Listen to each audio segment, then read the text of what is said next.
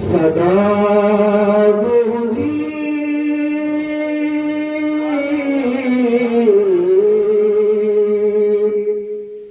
صدا گونجی عالم میں رسول پاک آئے ہیں صدا گونجی عالم میں رسول پاک آئے ہیں۔ یعنی کیا کہا کہنے والے نے؟ صدا گونجی یہ عالم میں رسول پاک آئے۔ توجہ کے ساتھ سنا، کہا کہ جب پیارے آقا علیہ السلام کی ولادت ہوئی سارا عالم جگمگانے لگا۔ یعنی جس سال میرے آقا اس دنیا میں تشریف لائے تو اس سال جن لوگوں کے کام نہیں چل رہے تھے، جن کو تجارتوں میں فائدہ حاصل نہیں ہو رہا تھا، تو میرے آقا کی ولادت کی وجہ سے ان کو تجارت میں بہت زیادہ فائدہ ہوا، بے شمار انہوں نے منافع حاصل کیا، اور جو لوگ بیمار تھے اللہ رب العزت ان کو شفایاب کر دیا میرے آقا کے پیدائش کی بدولت سے۔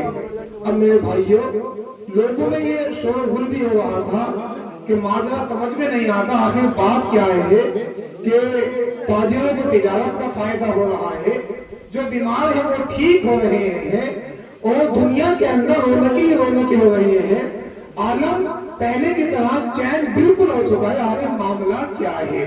تو ایک خلیفہ نے اس طرح کی گفتگو کرتے ہوئے لوگوں کو سنا تو کہا، اے لوگوں، میں بتاتی ہوں یہ جو عالم تم جگمگاتا ہوا دیکھ رہے ہو، ماحول میں تبدیلی دیکھ رہے ہو، اس کی وجہ کیا ہے میں تم کو بتاتی ہوں۔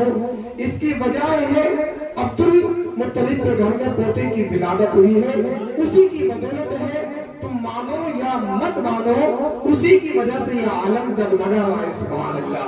تو کہا صدا گونجی عالم میں رسول پاک آئے ہیں، صدا گونجی یہ عالم میں، صدا گونجی یہ عالم میں رسول پاک آئے ہیں، صدا گونجی یہ عالم میں رسول پاک آئے ہیں،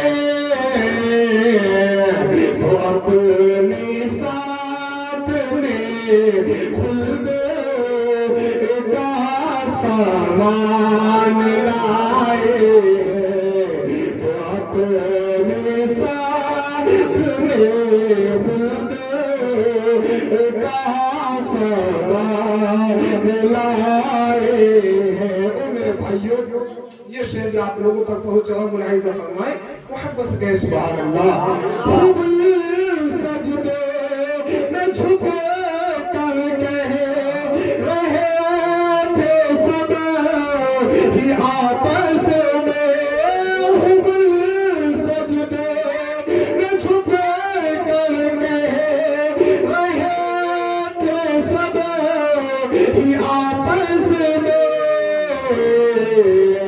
پڑھو کلمہ محمد مصطفیٰ تشریف لائے ہیں، پڑھو کلمہ محمد مصطفیٰ تشریف لائے ہیں، صدا گونجی عالم میں رسول پاک آئے ہیں۔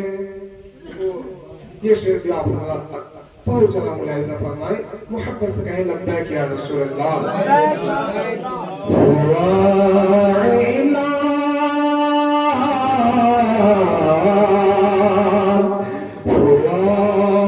اعلان مکہ میں، پڑھو کلمہ بڑو انسان، یعنی جب مصطفیٰ کریم صلی اللہ علیہ وسلم دین کی تبلیغ کر رہے تھے، دین کی دعوت دے رہے تھے، تو اس وقت مکہ کے اندر کوہرام مچا ہوا تھا.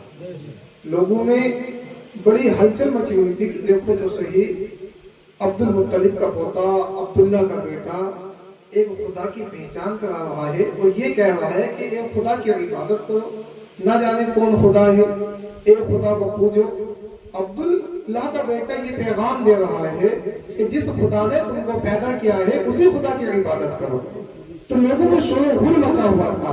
اور جس وقت حضرت عمر فاروق اعظم رضی اللہ تعالی عنہ ایمان کی دولت سے مالا مال ہو گئے تو اس وقت تو اور بھی زیادہ شور و غل ہو گیا.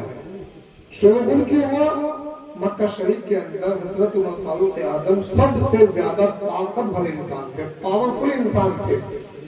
اور دوسرے نمبر کا ابو جہل آتا ہے. حضرت عمر فاروق اعظم اور ابو جہل دونوں ہی فرینڈ تھے، دونوں ہی دوست تھے. پیارے آقا علیہ الصلوۃ والسلام نے اللہ رب العزت کی بارگاہ میں دعا کی، اے مولا ایک عمر تو مجھے دے دے. اللہ رب العزت نے آپ کی دعا کو قبول فرمایا اور حضرت عمر فاروق اعظم ایمان کی دولت سے مالا مال ہو گئے. اب ایمان لانے کے اسباب پیدا ہوئے. آپ حضرات واقعات سنتے رہتے ہیں. آپ کے بہن، آپ کی بہنوں نے کلمہ شریف پڑھا، آپ غصے میں آ گئے تو پیارے آقا کو قتل کے ارادے سے نکل پڑے.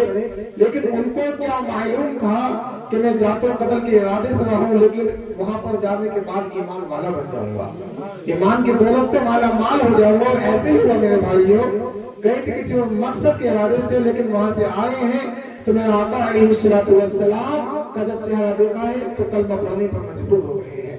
تو شاعر نے شعر پیش کیا، اعلان ماتا پہ پڑھو کلمہ پڑھو انسان، ہوا اعلان ماتا پہ، ہوا اعلان ماتا پہ پڑھو کلمہ پڑھو انسان.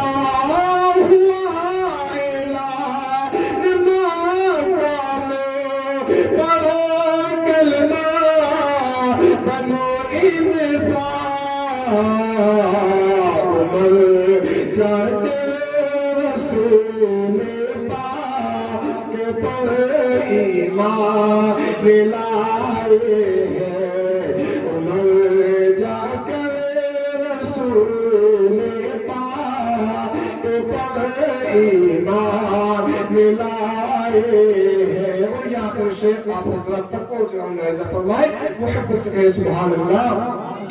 میرے آقا نہ آئے تھے، میرے آقا نہ آئے تھے تو دنیا میں اندھیرا تھا.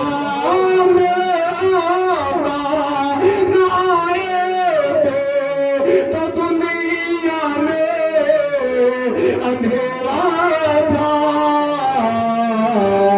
میرے آقا کے آنے سے، میرے آقا کے آنے سے یہ عالم جگمگائے ہیں. میرے آقا کے آنے سے یہ عالم جگمگائے ہیں. صدا پہنچی عالم میں رسول پاک آئے ہیں. تو اپنی ساتھ میں خود کا سوال